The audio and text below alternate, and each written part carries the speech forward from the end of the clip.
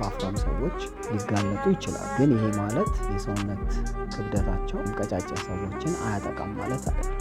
ሳይታወቅ የተለያዩ የሰውነት አካላትን ጎድቶ ሊሆን ይችላል።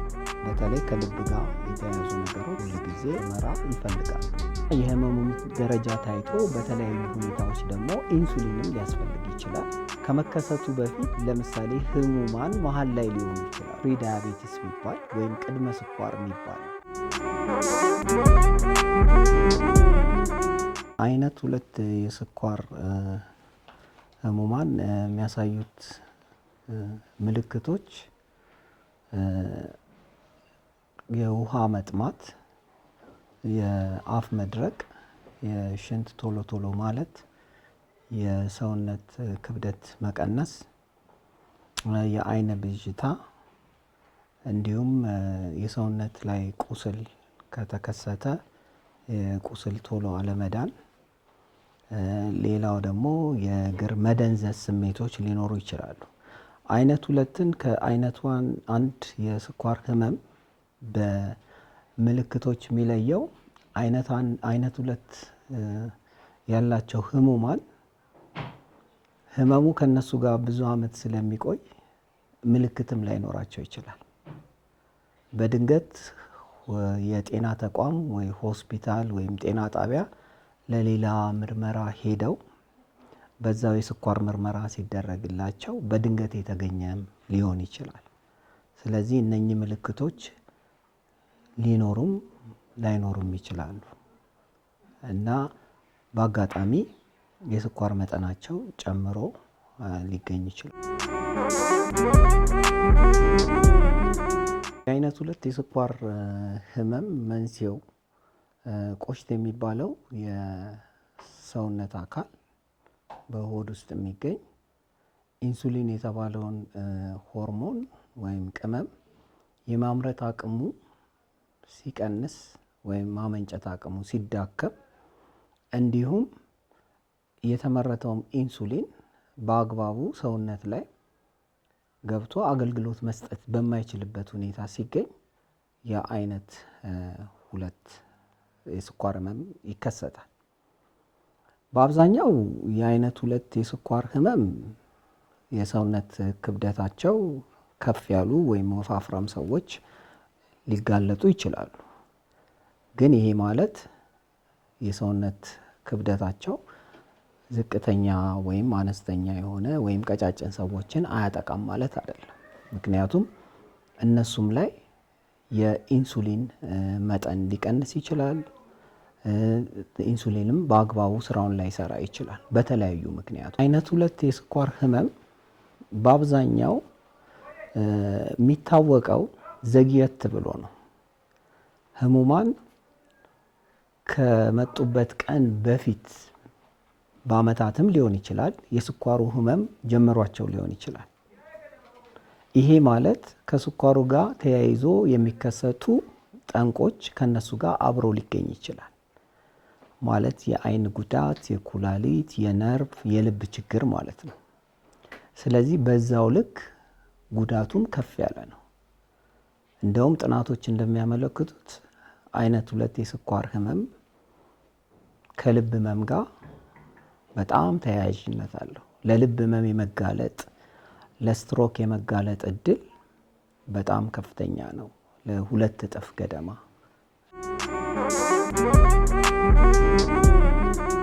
ያው እንደዚህ ብሎ መደምደም አስቸጋሪ ሊሆን ይችላል። አንደኛው የስኳሩ የቆየበት ጊዜያት ወሳኝነት ይኖረዋል። የስኳር ቁጥጥሩም ወሳኝነት ሊኖረው ይችላል። የህመምተኛው ለተገኙት ተጓዳኝ ህመሞች ያለው የህክምናውን በአግባቡ መውሰድ ሊለያይ ይችላል። ግን የአይነት 2 የስኳር ህመም ሲከሰት ቅድም እንዳልኩት ሳይታወቅ የተለያዩ የሰውነት አካላትን ጎድቶ ሊሆን ይችላል። በተለይ ከልብ ጋር የተያያዙ ነገሮች ሁል ጊዜ ምርመራ ይፈልጋሉ። አይነት 1 የስኳር ህመም በምናይበት ጊዜ ብዙ አመት ካልቆየ ህሙማን ብዙ ጊዜ ከስኳሩ መጠን ጋር ተያይዞ የሚከሰቱ ችግሮች ነው የሚያጋጥማቸው። እነኚህ ጎጂ ጠንቆች ለምሳሌ የአይን፣ የኩላሊት፣ የነርቭ ህመሞች በተከሰተበት ሰዓት ላይኖሩ ይችላሉ። ጥሩ ጥያቄ። የአይነት 2 የህክምና ሂደት ከተከሰተበት ሁኔታ አንጻር ስኳሩን ማስተካከል ላይ ብቻ ያተኮረ አይደለም። ምክንያቱም ቅድም ለመግለጽ እንደሞከር ነው የአይነት 2 ህመም ሲከሰት ከሱ ጋር በተጓዳኝ የደም ግፊት፣ የደም ውስጥ የቅባት መዛባት፣ የሰውነት ክብደት አለመመጣጠን ወይም በከፍተኛ ደረጃ መጨመር እና የተለያዩ ህመሞች ሊኖሩ ይችላሉ። ስለዚህ ስኳሩን ማከም ብቻ ሳይሆን ተደራቢ የተከሰቱትን ነገሮች አብሮ ማከምን ያካትታል። የአይነት 2ን ልዩ የሚያደርገው ማለት ነው። ስለዚህ ህክምና የሚሰጠው ስኳሩን ለማስተካከል የሚጠቅሙ መድኃኒቶች በእንክብል መልክ እና የህመሙ ደረጃ ታይቶ በተለያዩ ሁኔታዎች ደግሞ ኢንሱሊንም ሊያስፈልግ ይችላል። በተደራቢ ደግሞ የደም ግፊት ካላቸው፣ የደም ውስጥ የቅባት መጠን መዛባት ካለ ለዛ የሚሰጡ መድኃኒቶች አብረው ይወሰዳሉ። ግን ቅድም ለመግለጽ እንደተሞከረው የአይነት 2 የስኳር መንስኤው እንዳልነው የደም ውስጥ የስኳር የቆሽት የስኳር የማምረት ኢንሱሊን የማምረት አቅም መቀነስና ኢንሱሊን በአግባቡ ስራውን አለመስራት ስለሆነ በአብዛኛው መድኃኒቶቹ የሚያተኩሩት ይህንን የተከሰተውን ሁኔታ በማስተካከል ደረጃ ነው እና በአብዛኛው የሚወሰዱት በእንክብል መልክ። ለምሳሌ ዳውኒል የሚባል ብዙ ህመምተኞች ሊያውቁት ይችላሉ። አይነት 2 ላይ ያሉ ሌሎች ግሊሜፒራይድ የሚባሉ መድኃኒቶች አሉ። እነኚህ ስራቸው ቆሽት ኢንሱሊን እንዲያመርት ማነቃቃት ወይም እንዲረጭ ማነቃቃት ነው። ሌላው ለአይነት 2 እንደ ጀርባ አጥንት ሆኖ የሚሰጠው መድኃኒት ሜትፎርሚን ይባላል። ሜትፎርሚን ከጉበት የሚመነጨውን የስኳር መጠን በመቀነስ ሰውነት ደግሞ ኢንሱሊንን በአግባቡ ተቀብሎ ስራውን እንዲያከናውን የሚያደርግ መድኃኒት ነው። ሌሎች ዘመናዊ መድኃኒቶች አሉ፣ ስኳርን በማሸናት መልክ የሚቀንሱ እነኚህም አሉ። ኤስጂኤልቲ2 ኢንሂቢተርስ የሚባሉ መድኃኒቶች አሉ።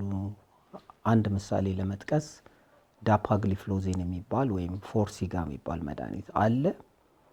ሌሎች ደግሞ መድኃኒቶች ከልብም አልፎ የደም ግፊትን በማስተካከል የወፍራም ሰዎችም ላይ ደግሞ የሰውነት ክብደታቸውን በማስተካከል የሚጠቅሙ እነኛውን አንዱ የጠቀስኩትና ሌላው ጂኤልፒ1 ሪሴፕተር አጎኒስት የሚባሉ አሁን እኛ ሀገር የሉም፣ በመርፌ መልክ ነው በአብዛኛው የሚገኙት። እነኚህ ለአይነት 2 ህክምና የምንጠቀምባቸው ናቸው። ሌሎችም ይኖራሉ።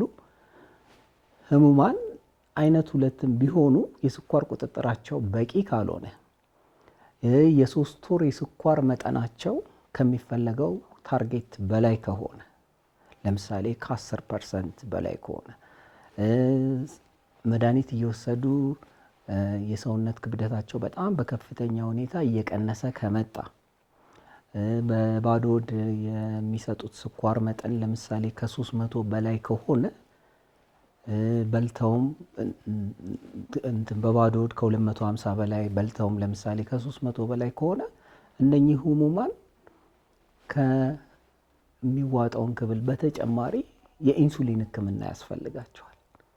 ቅድም እንዳልነው አይነት 2 ላይ የኢንሱሊን ማነስም ይኖራል።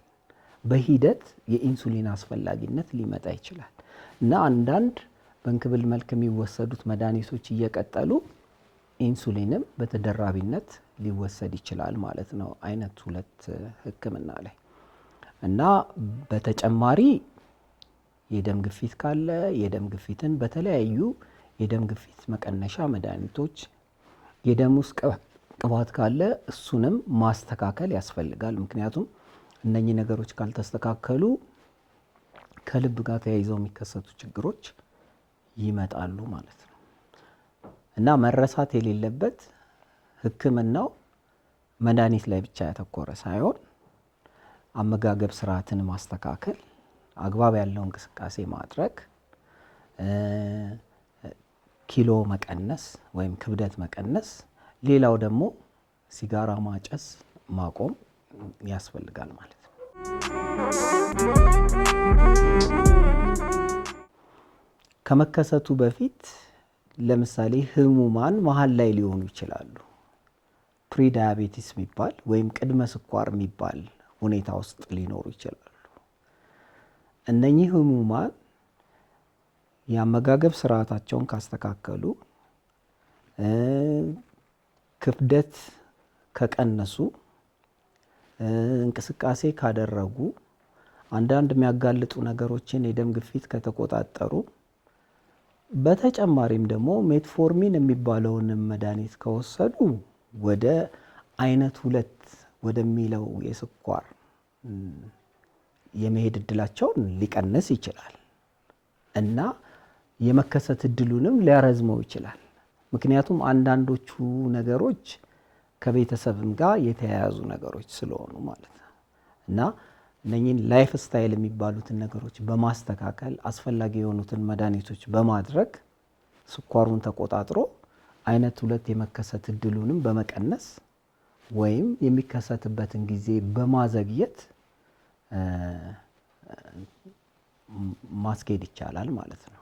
የስኳር ህመምተኛ በጤና ተቋም በሚመጣበት ጊዜ አይነት 1 ይሁን አይነት 2 ዳያቤቲክ ኮምፕሬሄንሲቭ ኬር የሚባል አለ። ምንድነው? ህክምናው ስኳሩ ላይ ብቻ ያተኮረ ሳይሆን የተለያዩ ጉዳዮችንም አብሮ ይመለከታል። አንደኛው ከስኳር ህመም ጋር በተያያዘ ትምህርት ይሰጣል። ትምህርቱ የስኳር ህመም ምን እንደሆነ፣ የስኳር ህመም የሚያመጣቸው ጠንቆች በህሙማን መታወቅ አለባቸው። ሌላው የስኳር ህመም ጋር ተያይዞ የሚሰጡ መድኃኒቶች ህሙማን እውቀት ሊኖራቸው ይገባል። ጠቀሜታቸው ሊያመጡ የሚችሉት ሳይድ ኢፌክት ማለት ነው።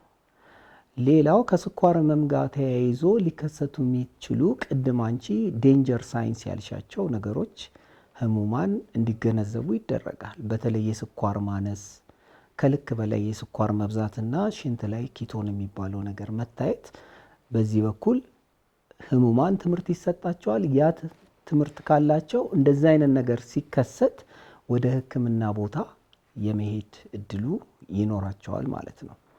ሌላው የስኳር ህመም ህክምናው ብቻ ሳይሆን ሶሻል ኢሹም አለው። ከስኳር ህመም ጋር ተያይዞ የሚከሰቱ የአእምሮ ድብርት፣ ደስተኛ ለመሆን፣ በስራ ጥሩ ውጤት አለማምጣት ሊከሰት ይችላል። ይሄ ሁላ በዚህ በኮምፕሬሄንሲቭ ኬሩ የሚካተት ነገር ነው እና ትምህርት ዋናው አስፔክት ነው። ሌላው ስኳሩን በማስተካከል ላይ ማለት ነው። ለስኳር ህመሙ ደም ውስጥ ያለውን ስኳር ማስተካከያ የሚሰጡ ህክምናዎች አሉ። በመርፌም መልክ አለ፣ በኪኒንም መልክ አለ። የሚፈለገው ደረጃ ላይ ተደርሷል አልተደረሰም፣ ይሄም በሂደት በህሙማን በሚመጡበት ጊዜ ቼክ የሚደረግ ነው። ሌላው ከስኳር ጋር ተያይዞ የሚመጡ ኮምፕሊኬሽኖችን ወይም ጎጂ ነገሮችን በመቀነስ ላይ ያተኮረ ህክምና ይሰጣል። ስለዚህ አንድ ህመምተኛ ወደ አንድ ጤና ተቋም ሲገባ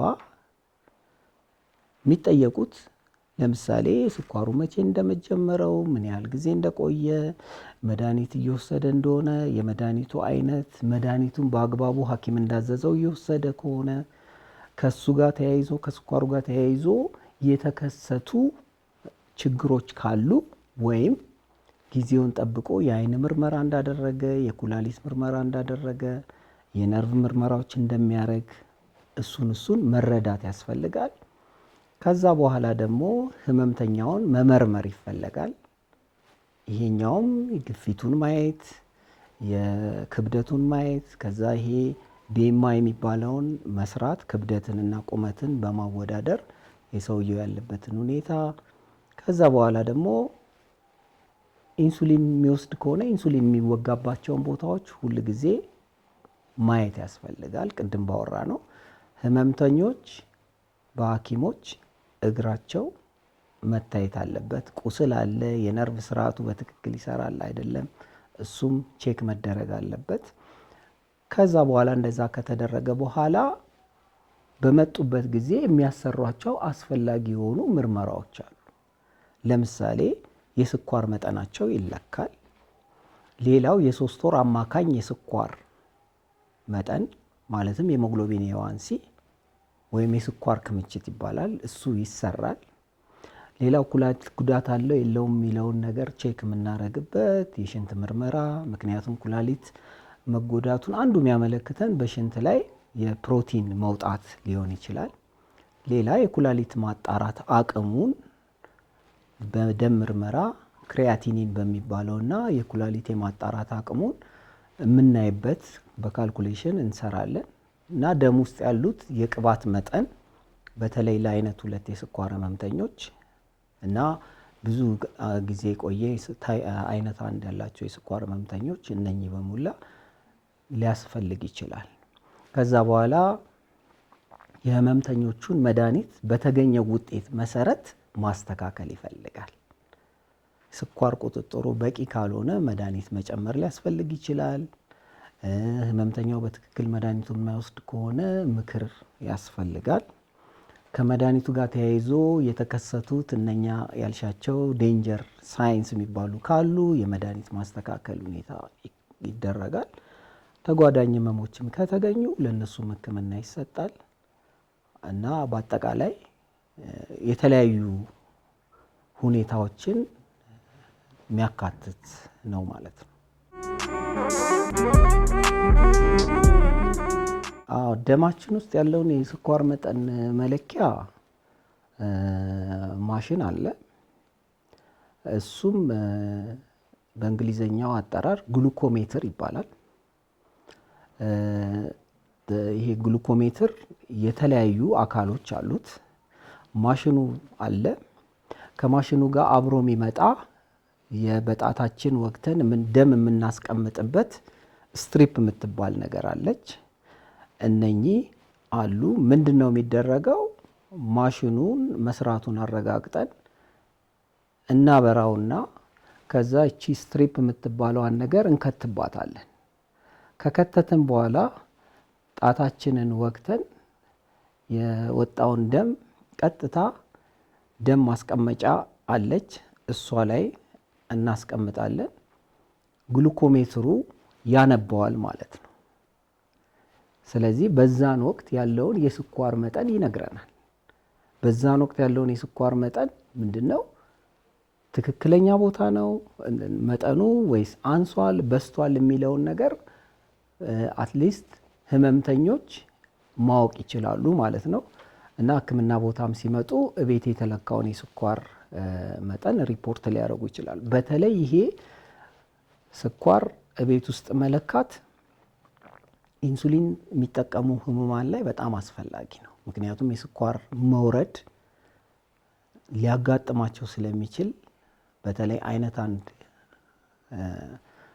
ስኳር ያለባቸው ህመም ያለባቸው ህሙማን እና ኢንሱሊን ተጠቃሚ የሆኑ አይነት 2 ያለባቸው ህሙማን ቢኖራቸው እና አልፎ አልፎ የመለካት እድሉ ቢኖር የተሻለ ነው።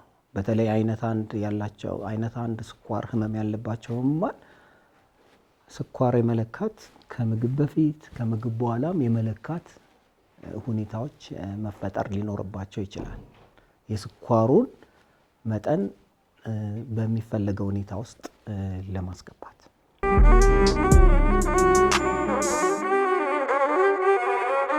ሜዲኮሎጂ ቶክ ሾው